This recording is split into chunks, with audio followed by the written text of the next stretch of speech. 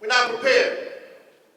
We don't have the proper ability to concentrate, to focus, to listen, to pay attention. We can't pay attention long enough to get the message because the soil is not fertile. So things that are being said, we're missing it. You know what I always wondered? Martin Luther King visited Southside, then Shabazz today, a year before he was killed, and spoke to the kids at Shabazz. He came to Newark. He visited my parents' house, too. But he went to Southside. And I wondered, those kids in the audience, did they know that was Martin Luther King up there talking to them? And what was they saying? What were they listening? Were they listening? Were they sleeping? Did they have earphones in? Were they laughing? Were they talking? Were they joking? Were they playing around? Or did they know who was in front of them?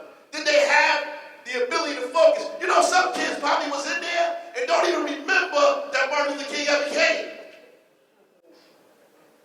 They probably sat in that audience, this auditorium. It's the same auditorium from when Martin Luther King came. Same auditorium.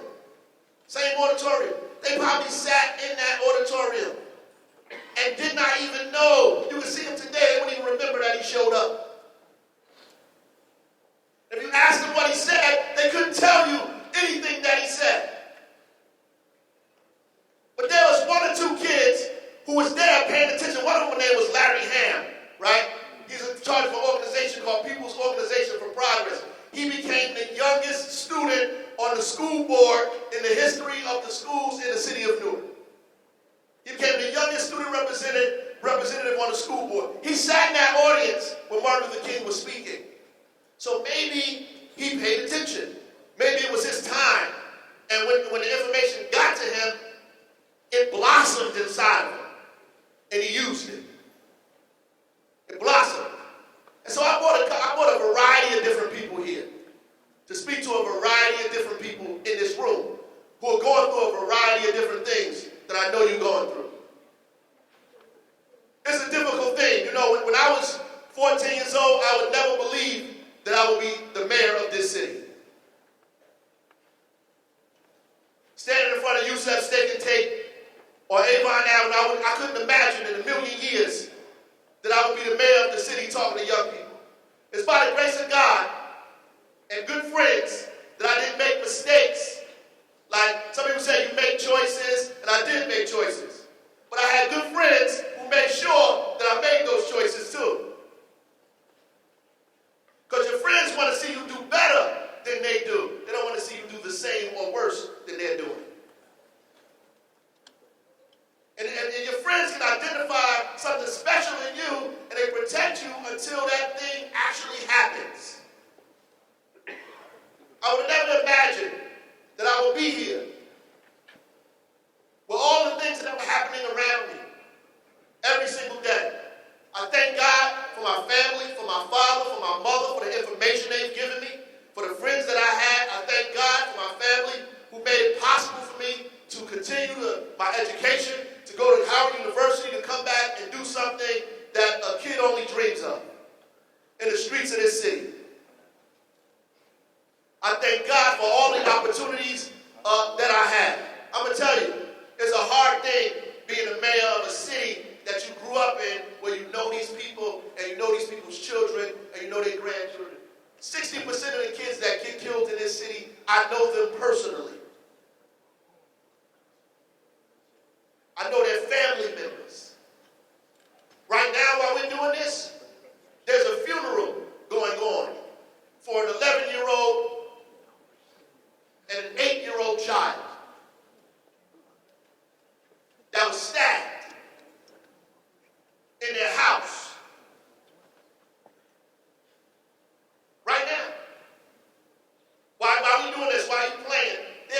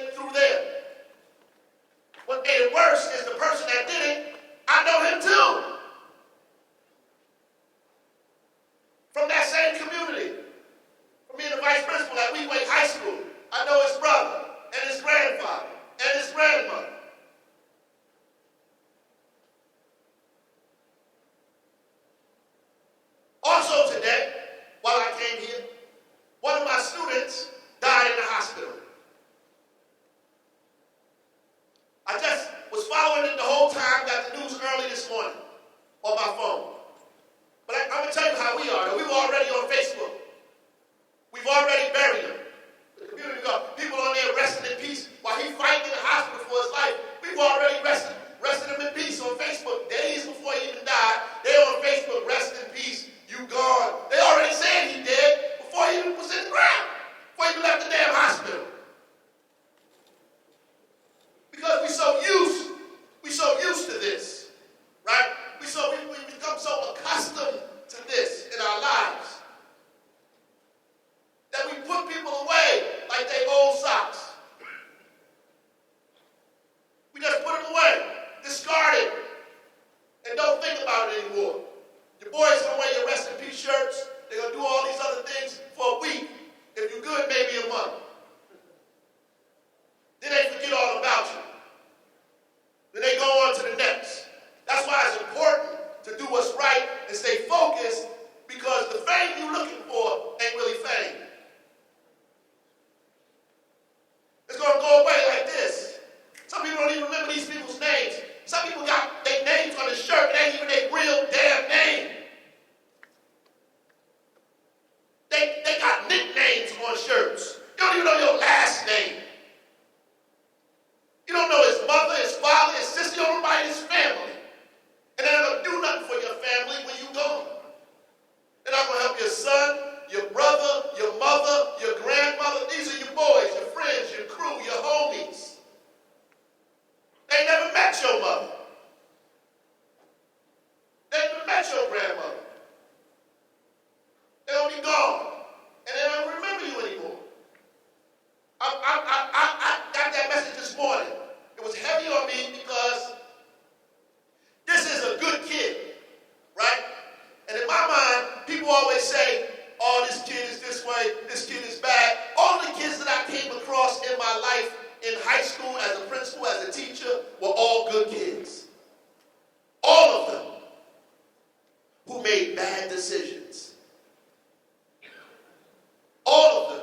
I get interviewed by the Star Ledger because they want to know why you talking to this kid or why you know this kid. I tell them, look, when I spoke to the kid in high school, all he did was joke and play and laugh and talk about dreams and where he wanted to travel and where he wanted to go. Stuff he couldn't talk about in the hood, he could talk about in the principal's office. His girlfriend, his mother, the problems that they have, a place he wanted to go in the world, a book he never read, things like that we talk about that other folks don't talk about. These kinds of things that are in people's heads, that are in their hearts, that I know you dream, because you wouldn't be a human being if you didn't dream. You dream of things you want to do, places you want to go, stuff you want to be.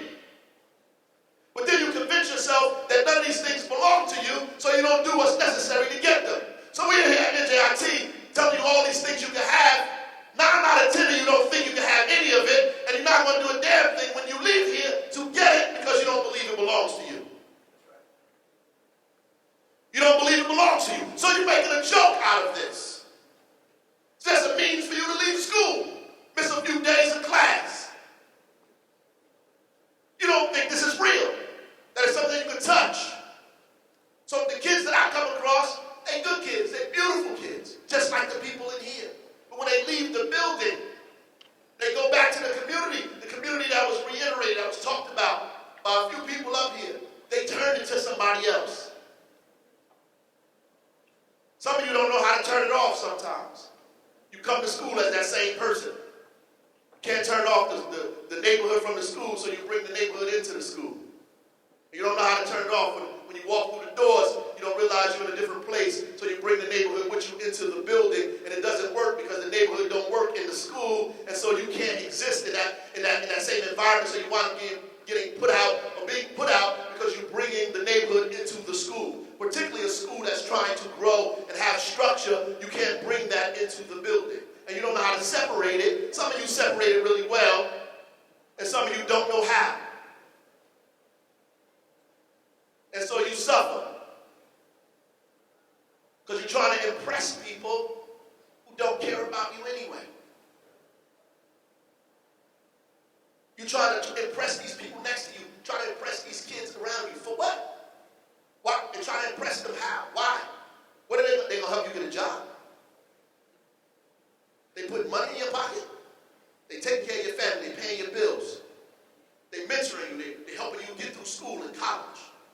The crazy thing is when Tariq said, how many seniors in here apply for college? Nobody. Now, you know what he should have asked first? Because here's what always get him. He should have asked, how many of you want to go to college, right? And everybody's hand would have went up. Guarantee you everybody's hand would have went up.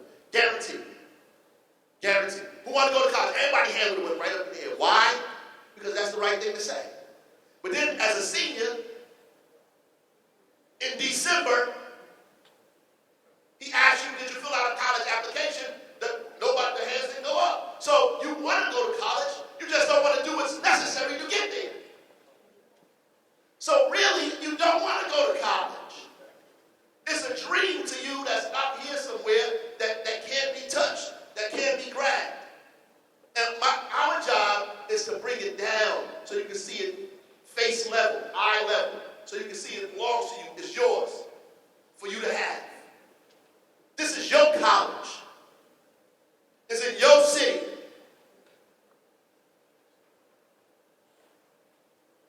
You know, when I started to grow, when I began to really believe and listen to the things that I was taught, that I learned as a kid, I started to believe them for real. And begin to juxtapose it or compare it to the stuff that people were saying to me every single day. You know when you were a kid, when you out here, we worried about blocks. That's what we worried about. That's what we worried about. That's why everybody throw their hand up talking about what school they from. They proud about that, right? Because we worried about blocks. I'm from the number blocks. I'm from the South. I'm from this. That's what we worried about, blocks. Street signs. Signs of names of people you don't even know. You don't know none of those people on those street signs. We done imported a whole street from California. We bring whole streets from California and none of them streets in Newark. We done imported all of those streets and brought them here to our community. We represent communities that we ain't even been to. Streets that we don't even know who these people are. We concerned about blocks. You know what I learned as a child? I learned that the square mileage of the planet Earth was 196,940,000 square miles. I learned that. I learned that it was 196,940,000 square miles of the planet Earth. I also learned that every piece of that square mile belonged to me.